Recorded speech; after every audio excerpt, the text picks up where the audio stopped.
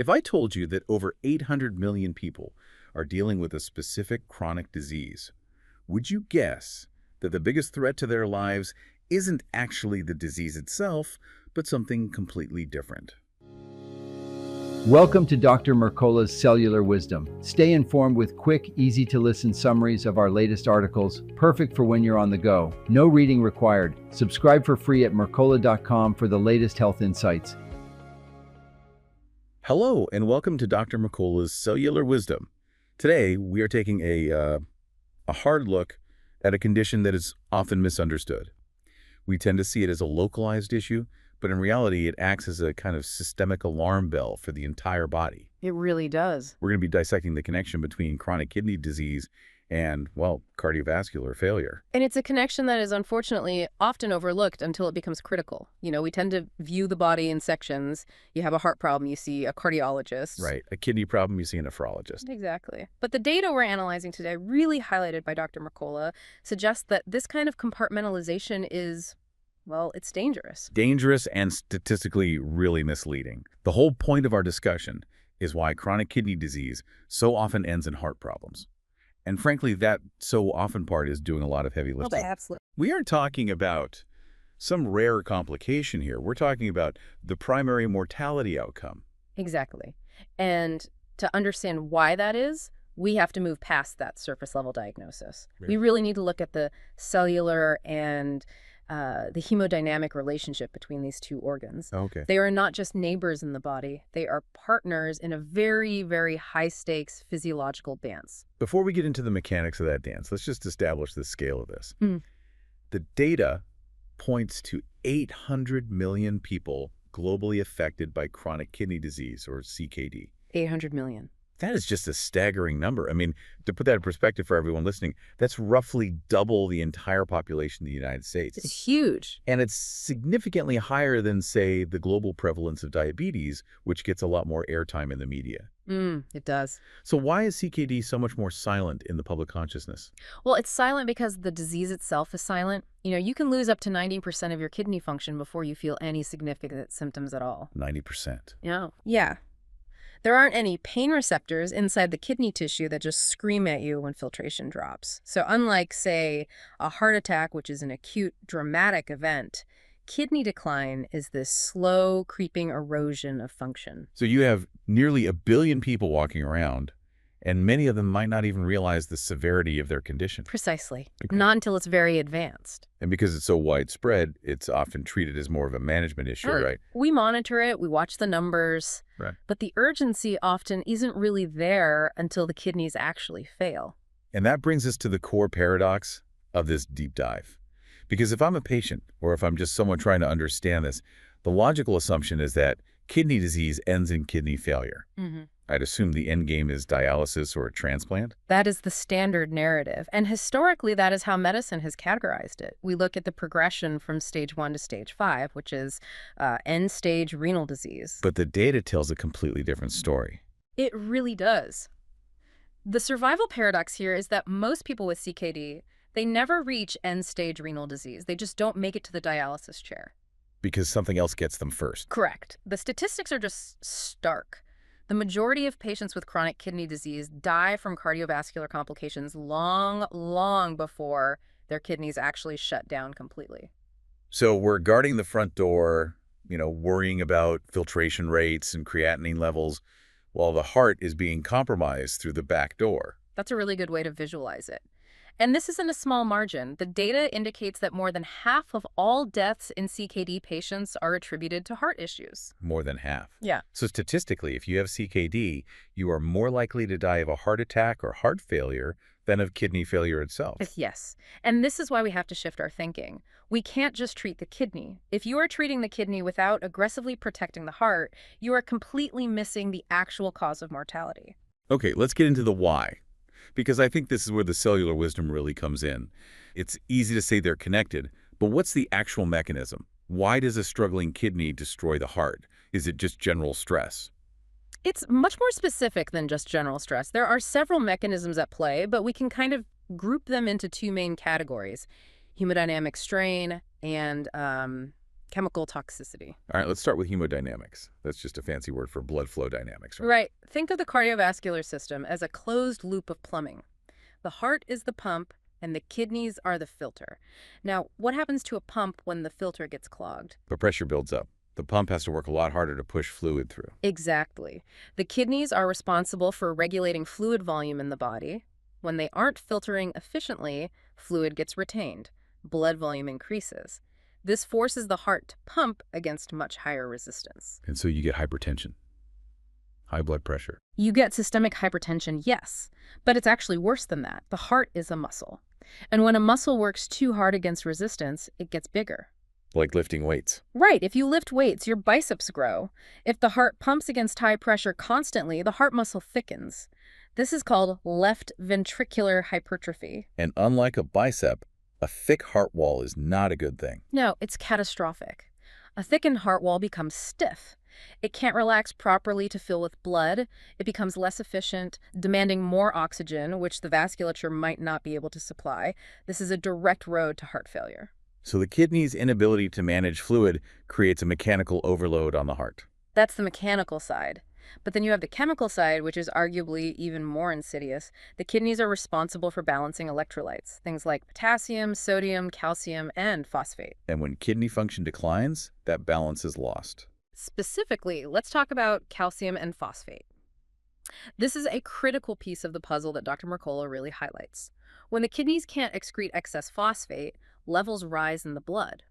The body then tries to balance this by pulling calcium out of the bones. Okay, so now you have high calcium and high phosphate just floating around in the bloodstream. And these two minerals, they love to bind together. They form calcium phosphate crystals.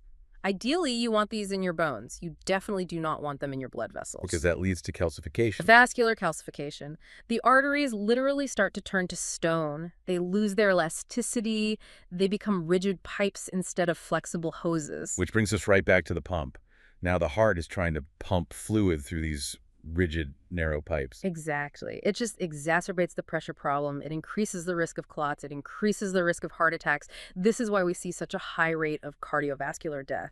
It's a double whammy. The pump is overworked due to volume, and the pipes are hardening due to chemical imbalance. It really paints a picture of a completely unified system. It's not that the kidney is sick and the heart is sick separately. The kidney sickness is the heart's sickness. That is the definition of a systemic disease. The medical term for this interplay is cardiorenal syndrome.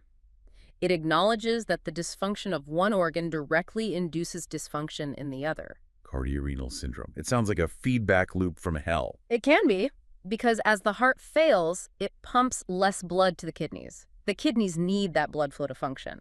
So the failing heart further damages the kidneys, which in turn further damages the heart. It's a downward spiral. So understanding this mechanism, the volume overload, the calcification, this feedback loop, how does this change the approach for those 800 million people? It completely changes the risk assessment. If you are diagnosed with early stage CKD, your doctor will look at your GFR, your glomerular filtration rate. That tells you how well the kidneys are filtering. Okay. But based on this data, you should be equally interested in your arterial health. You should be asking, how are my arteries? Is there calcification happening? You should be looking at markers of inflammation and vascular stiffness. You should be looking at things that protects the heart, not just things that spare the kidney. Because as we've established, the heart is the most likely point of failure. It's interesting because when we look at standard care, there is often a lot of focus on specific dietary restrictions for kidney patients, like limiting potassium or protein. Yeah.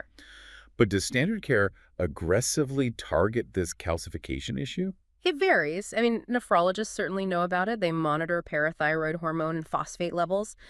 But the broader understanding that this is effectively a cardiovascular disease in disguise isn't always communicated clearly to the patient. So the patient thinks they are fighting a kidney battle. When they need to know they are fighting a whole body battle. Let's talk about inflammation for a moment. We know inflammation is at the root of almost all chronic pathology. How does that fit into this kidney-heart connection? It's the fuel on the fire. Chronic kidney disease is an inflammatory state.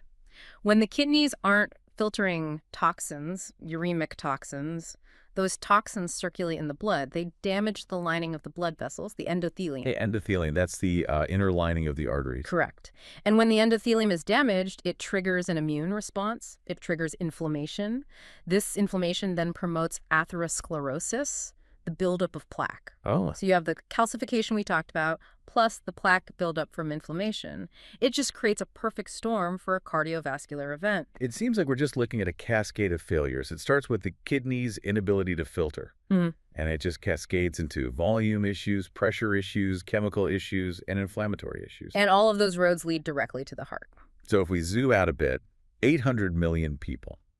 That is a massive segment of the global population. Yeah. This isn't just a medical niche. This is a public health crisis. It is. And it's a crisis that is largely driven by metabolic health. We have to ask, what causes the kidney disease in the first place? In so many cases, it's hypertension and insulin resistance. Right. It's the lifestyle factors that start the whole thing. The very same factors that damage the heart directly are also damaging the kidneys, which then turn around and damage the heart even further. It's all connected to metabolic dysfunction. This brings up such an important point about that silo mentality we touched on earlier. You go to a specialist, they're looking at their specific organ. But cellular wisdom implies looking at the organism as a whole. You cannot treat the human body as a collection of spare parts. You can't just fix the transmission if the engine is overheating. And this data shows that for kidney patients, the engine, the heart, is what gives out first. So if I'm listening to this, and maybe I have a family history of kidney issues, or I know I have high blood pressure, what is the mindset shift I need to make? The shift is to stop waiting for the kidney symptoms. Don't wait for the edema or the pain. Recognize that if your kidneys are under stress, your heart is under immediate threat. The intervention needs to be systemic. It sounds like we need to redefine what kidney care actually means. Absolutely. Kidney care is cardiovascular care. They are synonymous. You cannot have healthy kidneys without a healthy heart, and you certainly cannot keep a healthy heart if your kidneys are failing. I want to circle back to that statistic one more time because I think it's the anchor of this entire discussion. Yeah. More than half of patients die from heart complications. If that statistic was widely known, do you think people would take their blood pressure and their metabolic health more seriously? I would hope so. I think the fear of kidney failure is abstract to a lot of people. It feels like something that happens to other people or only the very elderly. But heart disease, everyone fears a heart attack. True. If people understood that damaging their kidneys is effectively hitting the fast forward button on heart disease, I think it might change behavior. It effectively removes the safety net.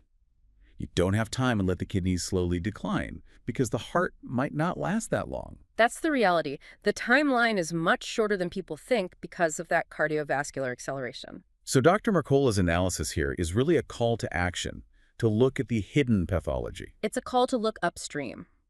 Don't just look at the organ that is currently complaining, look at what system supports it. And in this case, the support system is the vasculature. The vasculature is the highway of life. If the kidneys block that highway with toxins and calcification, traffic stops. And eventually, the heart stops. It's a sobering reality, but also an empowering one if you have this information. Because it means that by protecting your heart through metabolic health, controlling blood pressure, reducing inflammation, you are also managing the kidney risk. Exactly. The interventions for one often benefit the other. Reducing systemic inflammation helps the kidneys filter and helps the arteries stay flexible. So we shouldn't be looking for a kidney pill and a heart pill. We should be looking for systemic health strategies. Biology doesn't work in isolation. Every cell communicates. The kidney cells are signaling the heart cells constantly. And if the signal is we are drowning in toxins, the heart reacts. This deep dive really challenges the way we read medical news. We see a headline about kidney disease and we just scroll past it if we don't think we have it. Right. But with 800 million people affected, chances are we know someone or are someone in that category. And remember, early stage CKD is often undiagnosed, so that 800 million number might actually be conservative. That is a scary thought, a silent epidemic that ends in heart failure. It really highlights the need for proactive screening, not just basic blood work, but truly understanding your real metabolic status. Before we close, let's just synthesize what we've covered. We have the sheer scale of the problem, 800 million people.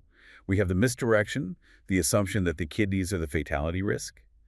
And we have the mechanism, the hemodynamic and chemical warfare that the failing kidney wages on the heart.